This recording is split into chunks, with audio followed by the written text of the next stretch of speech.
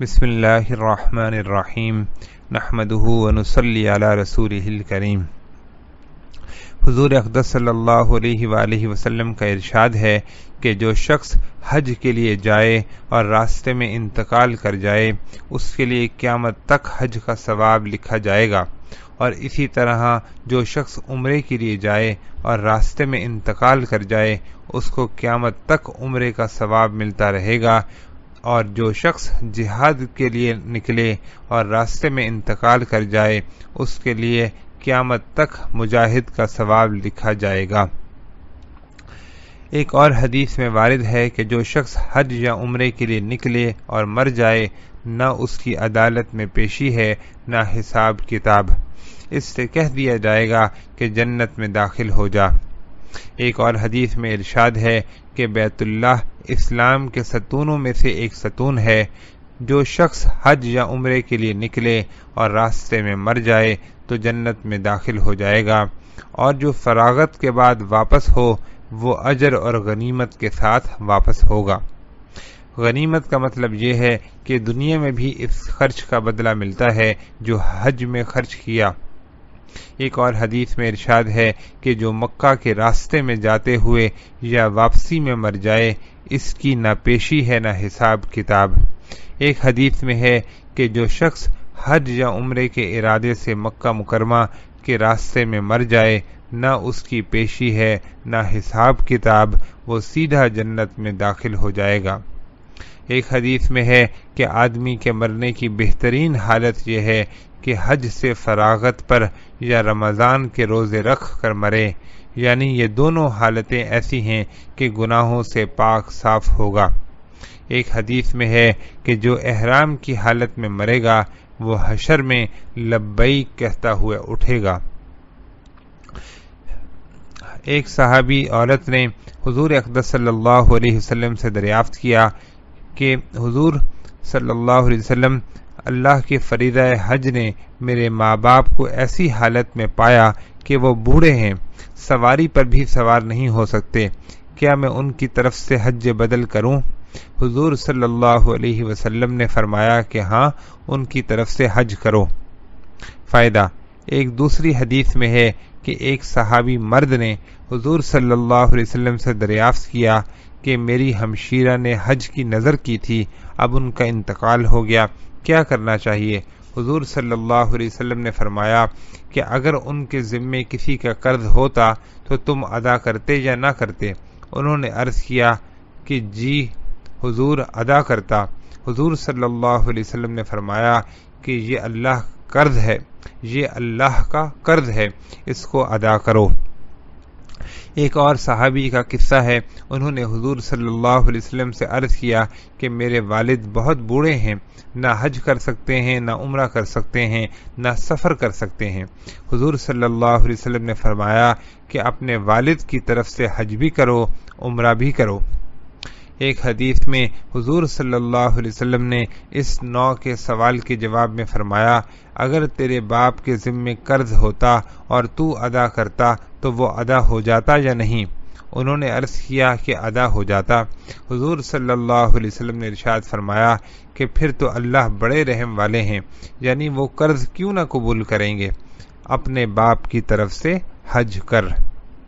ایک حدیث میں ارشاد ہے کہ جو شخص اپنے والدین کی طرف سے ان کے انتقال کے بعد حج کرے اس کے لیے جہنم کی آگ سے خلاصی ہے، اور والدین کے لیے پورا حج لکھا جاتا ہے، اس کے ثواب میں کوئی کمی نہیں ہوتی، اور کسی اپنے قریبی رشتہ دار کے لیے اس سے بڑھ کر صلہ رحمی نہیں کہ اس کے مرنے کے بعد اس کی طرف سے حج کر کے اس کی قبر میں پہنچائے۔ ایک صحابی رضی اللہ تعالیٰ عنہ نے دریافت کیا کہ یا رسول اللہ صلی اللہ علیہ وسلم، جب میرے والدین زندہ تھے تو میں ان کے ساتھ حسن سلوک کیا کرتا تھا، اب ان کا انتقال ہو گیا، اب میں ان کے ساتھ حسن سلوک کرنا چاہتا ہوں، تو اس کا کیا طریقہ ہے؟ حضور صلی اللہ علیہ وسلم نے فرمایا کہ جب اپنے لیے نماز پڑھو تو ان کے لیے بھی نماز پڑھو، یعنی نماز پڑھ کر اس کا ثواب ان کو پہنچاؤ، اور جب اپنے لیے روزہ رکھو تو ان کے لیے بھی روزے رکھو۔ ایک صحابی رضی اللہ تعالیٰ عنہ نے حضور اقدس صلی اللہ علیہ وآلہ وسلم سے دریافت کیا کہ ہم اپنے مردوں کی طرف سے صدقہ کرتے ہیں، حج کرتے ہیں، ان کے لیے دعائے مغفرت کرتے ہیں، یہ ان تک پہنچتا ہے؟ حضور صلی اللہ علیہ وسلم نے فرمایا پہنچتا ہے، اور وہ اس سے ایسے خوش ہوتے ہیں جیسا کہ تمہارے پاس طباق میں کوئی ہدیہ پیش کیا گیا ہو۔ دوسرے کی طرف سے حج دو طرح کیا جاتا ہے، ایک صورت تو یہ ہے کہ کسی کی طرف سے حج نفل کرے، اس کے لیے تو کوئی شرط نہیں، جس کا دل چاہے جس کی طرف سے چاہے حج نفل یا عمرہ یا طواف کر سکتا ہے۔ دوسری صورت یہ ہے کہ جس کی طرف سے حج بدل کرے اس کے ذمے حج فرض ہو، اس کے لیے کچھ شرائط ہیں جن کو وقت پر علماء سے تحقیق کر لینا چاہیے۔ حضور صلی اللہ علیہ وسلم کا ارشاد ہے کہ حق تعالی شانہ حج بدل میں ایک حج کی وجہ سے 3 آدمیوں کو جنت میں داخل فرماتے ہیں، ایک مردہ جس کی طرف سے حج بدل کیا جا رہا ہو، دوسرا حج کرنے والا، تیسرا وہ شخص وارث وغیرہ جو اب حج کرا رہا ہو، یعنی حج بدل کے لیے روپیہ دے رہا ہو۔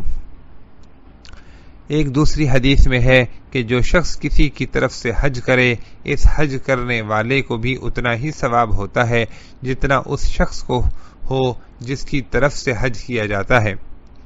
ابن موفق رحمۃ اللہ علیہ کہتے ہیں کہ میں نے حضور اقدس صلی اللہ علیہ وسلم کی طرف سے متعدد حج کیے۔ ایک مرتبہ خواب میں حضور اقدس صلی اللہ علیہ وسلم کی زیارت ہوئی۔ حضور صلی اللہ علیہ وسلم نے فرمایا کہ ابن الموفق تو نے میری طرف سے حج کیے؟ میں نے عرض کیا کہ جی حضور کیے۔ حضور صلی اللہ علیہ وسلم نے فرمایا تو نے میری طرف سے لبیک کہا؟ میں نے عرض کیا کہ جی حضرت۔ حضور صلی اللہ علیہ وسلم نے فرمایا میں قیامت کے دن اس کا بدلہ دوں گا کہ حشر کے میدان میں تیرا ہاتھ پکڑ کر جنت میں داخل کروں گا اور لوگ اپنا حساب کتاب کرتے رہیں گے۔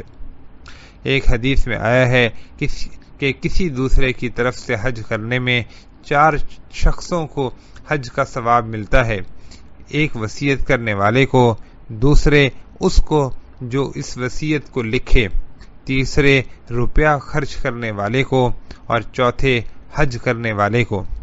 لیکن ایک بات کا نہایت اہتمام سے خیال رکھنا چاہیے، وہ یہ کہ حج بدل میں نیت خالص رکھنے کی اہتمام سے کوشش کریں۔ مقصد محض حج و زیارت اور دوسرے کی اعانت ہو، اس حج کی وجہ سے کوئی دنیاوی منفعت مقصود نہ ہو۔